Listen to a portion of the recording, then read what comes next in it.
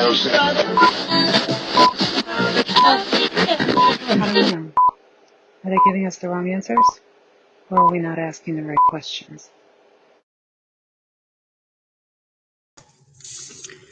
Hey everybody, it is Ashley, your host of The Right Questions. Thank you for being with us tonight. We have a special guest that's going to be coming on here in a minute. But I just received some really exciting information, and I kind of want to go over it with you before we bring Devin Jones on. So, as you guys know, I am the founder of an organization. It's a nonprofit called Back the Blue Events, and we support police officers, first responders, and we are a big part of positive community interaction. And normally I don't ask, I just let you guys know that the ticker's down there, if anybody can donate, because it goes to help that organization. But we were just asked if we could possibly make it to Arizona to represent Chicago and our police and first responders here, and also to support President Trump. So I'm trying to do that on top of us doing donations for the Philadelphia officers and the normal donations that we do here in Chicago. So if anybody could help, that would be amazing. We're going to try to do the best work that we can. There's a Venmo, there's the website you can go and donate there. There's a Cash App. There's all different kinds of things. Or you can email me if you want to do something else. And everything is tax deductible. If you want to email me at backtheblueevents@gmail.com, whatever you are willing to give, I can send you a receipt that you can deduct from your taxes, because we are a nonprofit and we are recognized by the IRS. So please and thank you. And then I'll get off that. So I'm really excited. We have a special guest today who is a good friend of mine, and he's a wonderful person. He's the 18th Ward Republican Committeeman. His name is Devin Jones, and we are going to bring him on. Hi, Devin. Hi. How are you? I'm doing great. Thank you so much for being on with us tonight. I'm excited to get to tell people, a little bit about you and your experiences over the last 24 to 48, and kind of get into some of the elections. So everything, we do have the comments on. So as people comment, we'll get to talk about those too. But please, Devin, tell us a little bit about you first and foremost. Sure. I'm the 18th Ward Republican Committeeman. So the 18th Ward is the southwest side of Chicago. Most people know Mount Greenwood, which is in the 19th Ward. I'm just slightly north of that. That's our southern neighbors, if you will. And we're a little bit further west. We shoot out a little bit further west in the city. I'm also the Illinois State Director for the Black Conservative Federation. I'm a U.S. Navy vet. I was a Master at Arms, which is like the law enforcement branch of the U.S. Navy.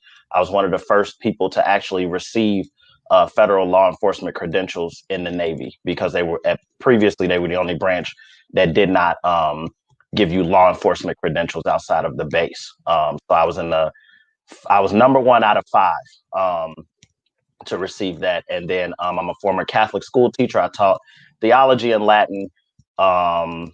Been in a seminary. I used to run a not-for-profit, former radio host. I try to do whatever I can to help the people. So. Yes, sir. And see, this is going to be a surprise to Devin. He didn't know one of the reasons that he is so very close to my heart is because my sister is in the Navy. She's in South China Sea right now. Okay. Yes. Okay. Yes. Definitely. Mm-hmm. She is definitely in my prayers. Okay, cool. Thank you very much. So, Devin, as a committeeman, you have access to, I believe it was 50 different voting stations that you could have visited just to kind of monitor. So can you tell me a little bit about your experiences yesterday, what you were able to do, some of the things that you saw, how your day went? It was crazy. And because I probably look tired, my voice is strained. Yesterday I thought that I was just going to visit my 50 sites, and I actually had credentials to go into some of the other wards where we don't have committeemen and different things like that. And off the bat, early in the morning, I was getting calls from my ward and actually from Mount Greenwood, from friends, because I know a lot of people in Mount Greenwood, and they were talking about these permanent markers that were bleeding through the ballot. Some people at certain polling places, they were saying that your ballot is invalid, and people had finagled their work schedule so that they could go vote and different things like that. So they were at risk of not being able to vote. It was just a total I call it chaos because in a situation like that, it's very frantic for a voter to not know if their ballot's going to be cast, if they have to, get doc pay from work to vote and different things like that. So shortly after that, the Board of Elections gave me on the South Side one answer, and then one of my counterparts, who you all might know, Amy Kessam, they gave her a totally different answer. So for me, they said that the permanent markers, I believe they told her that they were okay. They told me that they were not okay. And so we were going back and forth. We would get different answers that we were telling different constituents and stuff like that. It finally got worked out that these permanent markers bleeding through supposedly are okay. So as I visited several precincts in my ward, I noticed that many of the judges had stacks of completed ballots just sitting off to the side in chairs in one one group of people. They had 62 ballots sitting on top of one of their coats. The coat was kind of covering the ballots, and I walked in and I was like, well, why are those ballots sitting there? And they said, well, the machine broke down. I want to say 26 or 27 out of 50 precincts had machine receiving machines that had broken. The scanners, if you fill out your ballot, you stick it in the scanner. They had broken machines or machines that were broken earlier in the day or whatever. So they were putting these ballots, instead of putting them in a secure bag, which is what they're supposed to do, for ballot integrity. They were just sticking them off to the side. They were putting them, in a voting booth that no one was using. And so I'm sitting there like, what? I'm thinking this is just going to be casual. Hey, how you guys doing? Hope everything's great. It's a Democratic area. We're 80-90% Democrat. So it wasn't like this was like a battleground area, but there were so many things going wrong.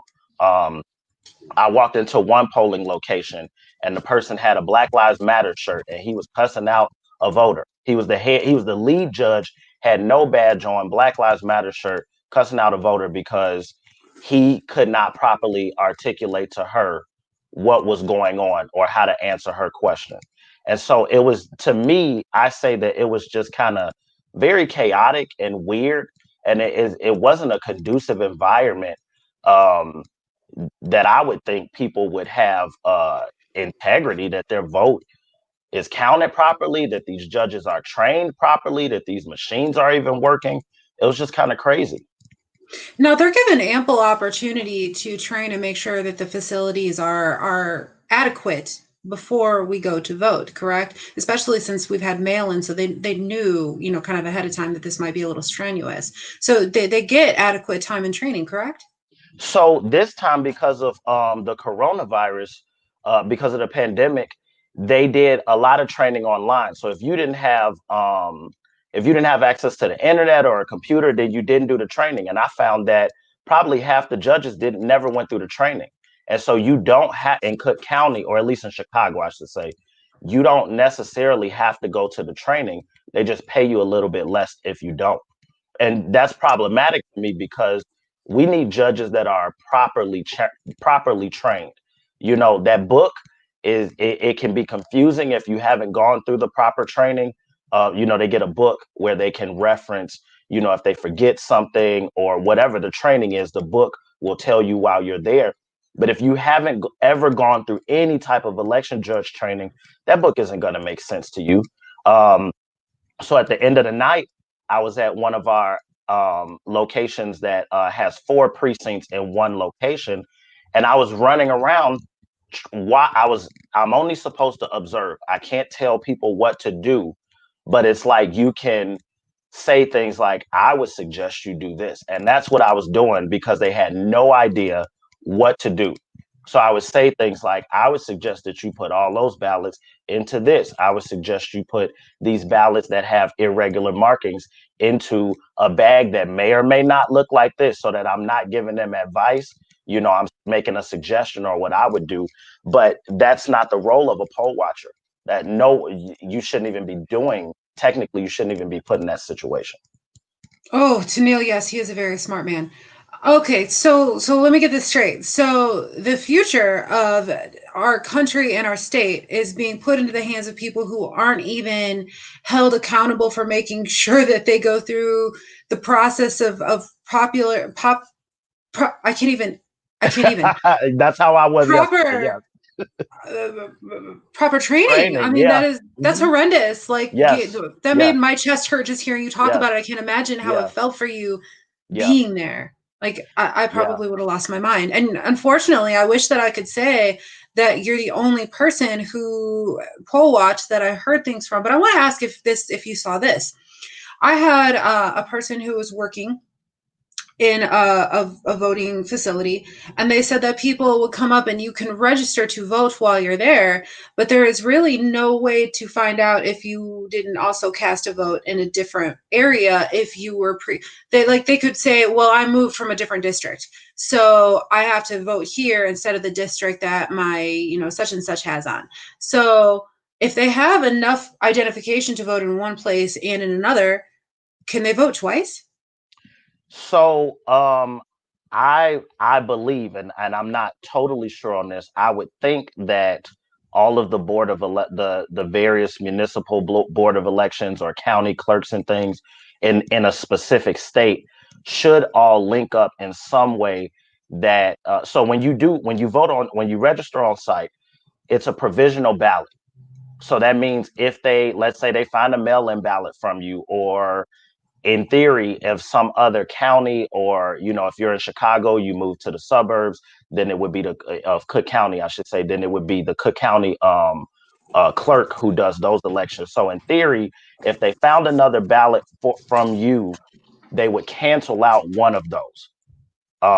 And so I don't fully know how they cancel it out. I think they cancel out the oldest ballot or the newest ballot, or whichever one. I don't even know how they would make a decision like that. I would definitely have to look at the law. That's a good question. But yes, there are sites where you can register the day of and then cast a provisional ballot. But that it doesn't mean it's going to be accepted. And I don't know how accountable our authorities are here in the state of Illinois. I hate to try and say like, "Ooh, don't trust the government," but I mean, we live in Illinois. We know how distrustful all of our jurisdictions are. So I'm not confident that there's not the ability to vote twice in a situation like that. And judging on what I saw yesterday, that I never would have expected to see, I'm willing to bet that there is a great ability to vote twice in the state of Illinois. Whew.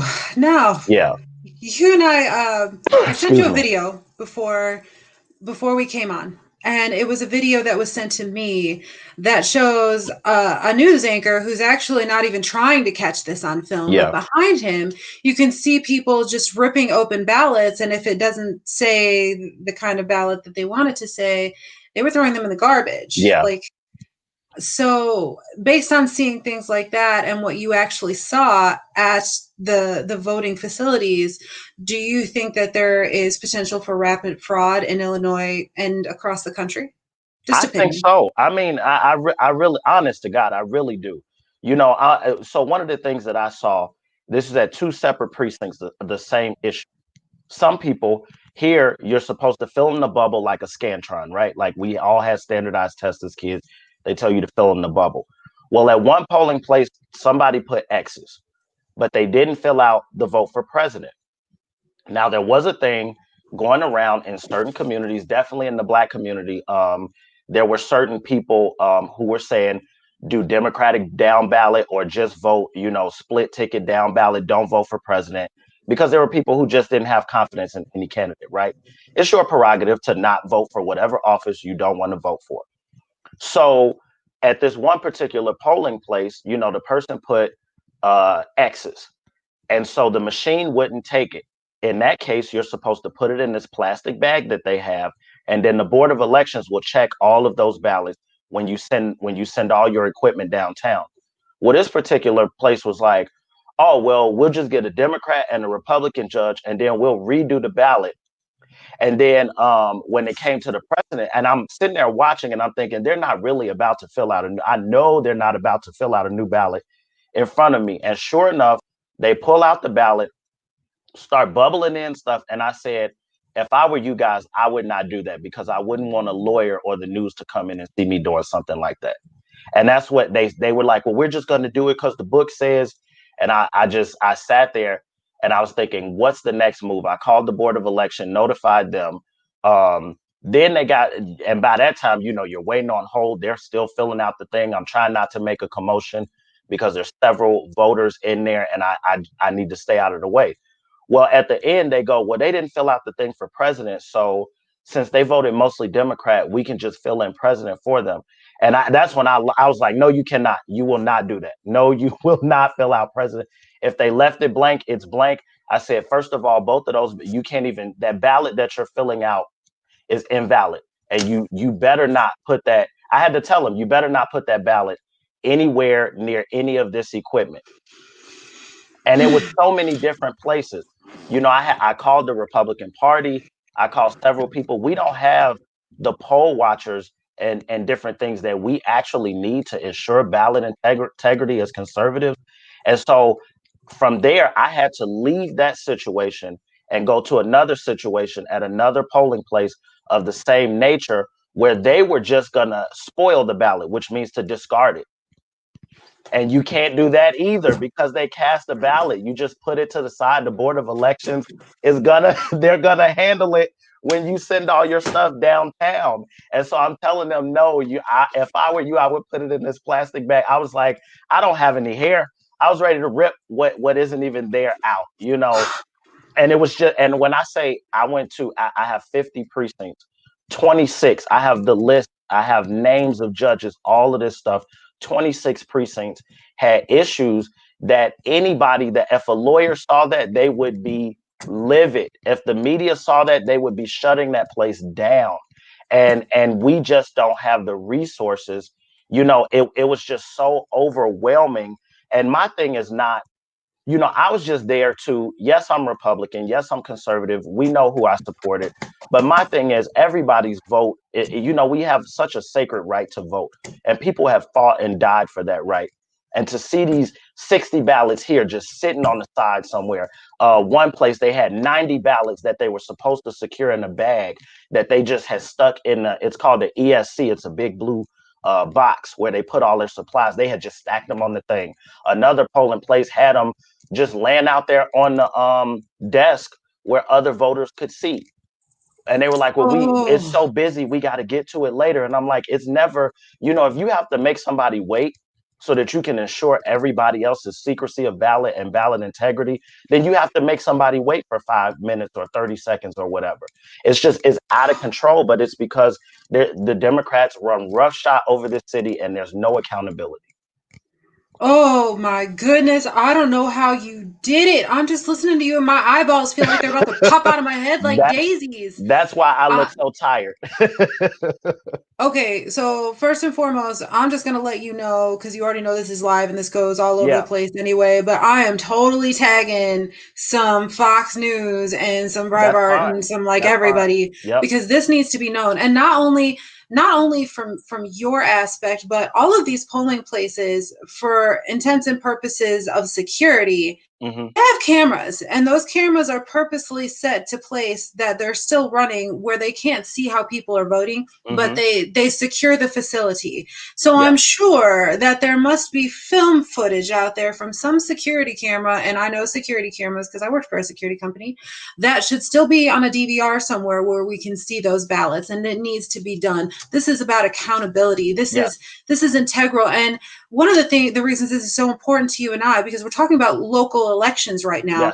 You and I both know some very good people who were running that this could have potentially made or broke their possibilities of being that candidate that won. That this is no joke. Even outside of the presidency, what happens in our neighborhoods locally. So I want to know, you were rather close with, I believe it was Philanice White. Correct? Yes. Okay, so tell us a little bit about her run and how you're seeing, because I believe some of this is in her district, how this It's could have all in potentially her affected district. her. It's all in her district. Philanice White is an amazing woman. She's originally from Inglewood, I believe. She ran in the first congressional district against Bobby Rush. I call him Bob the Abandoned Church Building because he has a $1 million abandoned church in our community, in the Inglewood community. People think that uh, it's so sad because so many people think that people in Inglewood just like living a certain way, but their politicians leave trash and abandoned things and broken promises in those neighborhoods. But anyway, this all of the most of my ward, except for like a small chunk of one precinct, is in Philanice's ward, and so she lost by the normal margin that Republicans lose by in this district because it's so heavily gerrymandered. The politicians pick their voters, the voters don't pick their politicians here. And so but in the future, it's my mission to make this a competitive district. And so things like that hinder the ability to have an effective two-party, three-party, or whatever system. Because when you have 60 votes that you can't account for, or they're not secure, they're just sitting somewhere. I believe it's Anthony Beckman up on the Northwest side who's running for office. They have a precinct that's still out.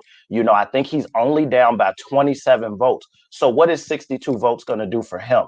What type of outcome would that have for the people on the Northwest side? And so I have to believe that if things like that are happening in an uncompetitive area like mine, what's going on where it actually is competitive? Places like Mount Greenwood that went red, places like the Northwest side that's very competitive and flips from red to blue. It's a purple. It's really a red area. So different things like that. You go out into the suburbs where these commissioner races are won by 20 or 30 votes and different things like that. And I'm telling you that at several precincts, I saw no less than 30 votes sitting somewhere unsecured where they shouldn't have been. Who knows who filled those out? I could have filled those votes out and stuck them right there. And now they're going to just slide them through the machine. Oh my goodness. Okay, so we got some questions, and there's Sure. also Ann Dorn is actually, she just left a message. She's watching us right now. Oh, So okay. hello, Yes. Miss Annie. She said something. She said Democrats get paid to act as Republican judges, at least in St. Louis. How is that fair? My sister's polling place, they were putting ballots in the bottom of the machine where they weren't read or accepted. They were rejected. They were going to put it aside, but another person read the error and said something about it being marked wrong. She marked yes or no pertaining to the judge. They had to void her ballot and she had to revote. God only knows what would have happened had she just walked away. So there were all these issues, and Lord knows, like she said, what would have happened to that ballot had she not done her due diligence to see what had happened and just walked away. Now we have a couple questions. James is asking, Devin, what do you think about the 140,000 dropping for Biden overnight with no votes for Trump whatsoever out of that full 140,000? That doesn't even. Is it possible by some miracle of God? Sure. But in what world would you find 140,000 ballots and not one of them? It doesn't even make any sense. And that's why I keep telling people after what I saw yesterday, and then people keep saying the elections are secure and different things like that. We joke in Chicago about how dead people vote. Where did that come from? Did we just make it up? No, it's because it actually happened. So I'm not saying that all elections are just, nefarious and stuff is going on, but people, I think I read one statistic where they were like, it's only 1% of votes that ever come up fraudulent. Okay, 1% is the difference between winning and losing an entire state. Yeah, And so to me, absolutely. how do you just find 140,000 votes? Where were they? Were they secure? I want to see video footage, pictures of where you found it, who found it. I want the names of the people. What was the chain of custody? What type of box or vehicle or whatever it was in? That's why we have all of these things in place. You cannot just find ballots laying somewhere and then all of them be for just one person. It makes no sense to me. It makes No. no sense. None of this is making, I've thought that for years. It's not just this election. And that's one of the things. See, I had to make a live earlier because people were questioning me, saying, well, if it were the other way around and Trump were winning, but there was thoughts of voter fraud, I bet you wouldn't be saying anything. Oh, yes, I would. And Right. there's a Yeah. reason for that, because it's not just this presidential election that this is affecting, it's our local elections. Yes. And if we don't do something about it and these people are not held accountable, then Yes. what happens in the next election? All they're doing Yes. is perfecting a system to vote who they want in Yep. rather than we the people. So it's a huge problem. Mm-hmm. Now, we've talked about some of the local people that this is affecting. And Sure. Anthony Beckman, I am praying for you. You Absolutely. and Jim Oberweis, we are rooting for you because they're the only two left in at this time. Yep.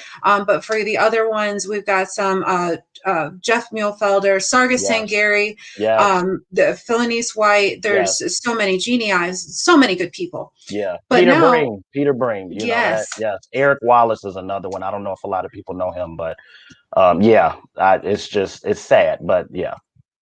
So now on a national level, which is what everybody's kind of talking about right now, and I Mhm. kind of tipped on that, just going about Arizona with Officer Tatum.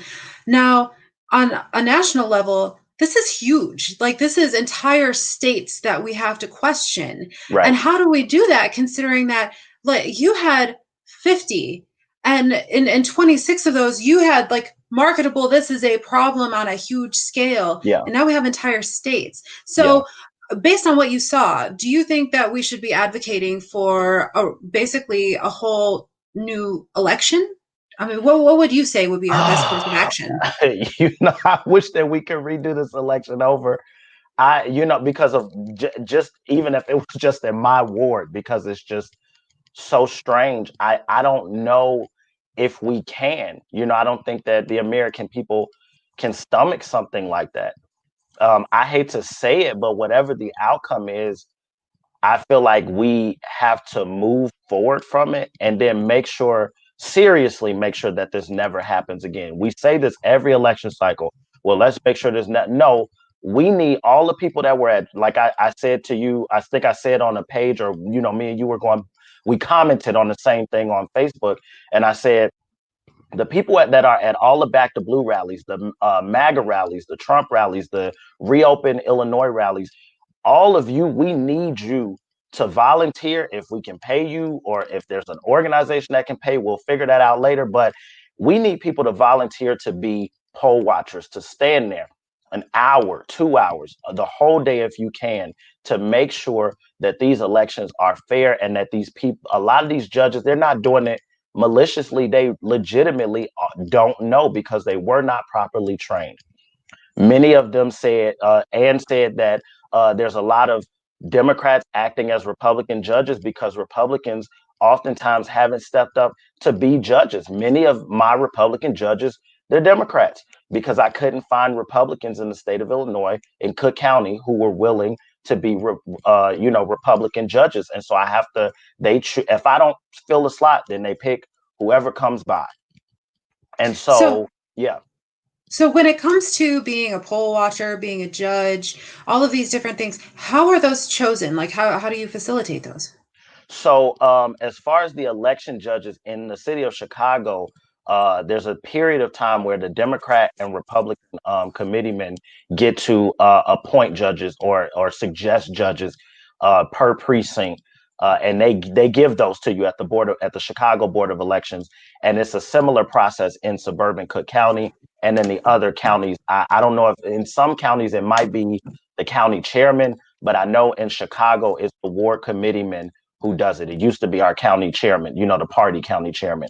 And it's a paid position. They pay $270 for the day if you go through training.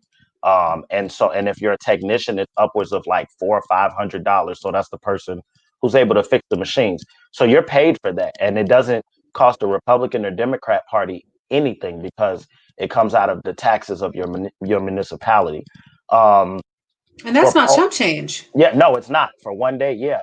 And so I believe that's even if it's early judges, I think you get like 150 a day. I'm not sure on the exact number, but you could make a pretty penny if you're unemployed or need some extra income during early voting and the day of election. And you figure I have 50 precincts. There's 5 judges per precinct. So how many people are employed just for that day? Um, and then for poll watching, you get credentials. So the county chairman gave all of us Cook County credentials, and that's what I walked in with. And I had a huge stack. I could have had 1,000 poll watchers here. And I think I put out last minute when I saw what was going on in my ward, is anybody willing to come to the southwest side, because even more stuff was going on in the 19th ward. And I would have just sent people. At that point, I know we all have our jurisdictions, but if somebody popped up and said, I want to go to the 19th ward, the 17th ward, I would have wrote those credentials out and sent them, because it was just too much going on. And you consider I'm in 18. I wasn't even able to, I was supposed to go to Inglewood to the 16th and 17th wards. I couldn't even get there. So only God knows what was going on there. Oh, so this could potentially it could have been everywhere. We just Yes. don't know at this Yeah, point. This we could have we been really everywhere. don't. We don't. And I know the Vote No people had a lot of poll watchers, but they didn't have enough. Resources are limited. And you can only have a certain amount of people in there, so they could have one per polling location. And then I could have, I think I could have two per polling location. So, but they only had one in my ward because that's all they could afford. Mm, mm, mm, mm. Well, one of the things that I know you and I are both big advocates of is getting people out there, walking the walk instead of just talking the talk. Now, Yes. we have this election that we're fighting through, we're struggling through really right now, with everything that's going on, and then everything that you've been able to tell us tonight. Oh boy, I know you blew more minds than just mine. I can see it in the comments. So this is definitely not something that I think anybody is going to forget or not come back to be looking at. But you and I spend a lot of time out in different communities, and Sure. I have a lot of respect, not just for the services that you've already given your community, but that you continue those services even outside of your local community. Mm. You're all over the state, just like I am. And one of the things that I really want people to know as we're having this discussion is that it does not end with this election. We have another election coming up in 2022. Mm-hmm. We have one coming up 2 years after that in 2024. Every Right. 2 years, there is a cycle where these decisions are just as imperative as the presidential election because Mm-hmm. they affect our local lives, and sometimes even more effectively than the presidential election itself. So it's very important that we stay vigilant, that we stay active, and that we hold our politicians that are making it in accountable. At this Absolutely. point, it's Democrats who have taken a majority of these seats, but those Democrats are just as beholden to us as the Republicans that we might have voted for. Yes. So if we don't want them there, we got to make it so uncomfortable that they don't run again. And then we vote them out. We have Yes. to do all of those things. Yes. We have to advocate for ourselves and for others who can't. We have a lot of children, elderly out there. They need our voices, that we can do those things. So, Devin, before we end this, and this has been amazing and educational, is there anything that you want people to know before? I want to reiterate. Well, first, I want people to donate to you also. You can get down to, is it Arizona that you're going to? Yeah, it's I Arizona. definitely want people to, if you can get them down there, because they're amazing. But reiterating what you said, these local elections are much more important than the presidential election. In April, I believe many of our suburbs have a consolidated election where most of the issues, our cops are tired. Our cops are run by local people. They are not run by the president of the United States. All of the much of the civil unrest that we see, the violence that we might be experiencing extremely high taxes, the shutdown, our businesses, those are all local issues. They are the ones who set how much it costs for you to get your license plate, your driver's license, your property taxes, sales, the gas tax, the business license fee, the renewal fees for all of those things, the tickets that you get from the red light camera. All of those are local issues. And those people need to be held accountable 365 days of the year because they live right in our community. So I feel like we should be hounding them about every piece of legislation that they even think of. And if we're not, we're failing at being full American citizens. Absolutely, I agree. And to add to that, school board is not an actual government that I'm aware of. It's not an actual government, but they actually have a lot to do with how our taxes is Yes, spent. So yes, people, please pay attention to who you yes. let on your school board because they are affecting your taxes. And your So kids, because they're the ones who set the curriculum. absolutely. Devin, thank you so much for being on with us tonight. Thank You you. have been wonderful and given us some great information, and I am blasting this. So, Fox 32, Channel 7, Channel 9, Channel 5, you better be ready for me because we're going to make Devin be heard because this is important. So, we're going to get to it. You have a great night, Devin. I look forward to seeing you. And just so you know, I'm hoping we make it down there, but if we don't, we have to tune in to support Officer Tatum. It's called the Protect the Vote movement. That's going to be in Arizona. So you guys definitely look up Officer Tatum's page, protect the vote movement. It's going to be great. So we will see you guys later and have a great night.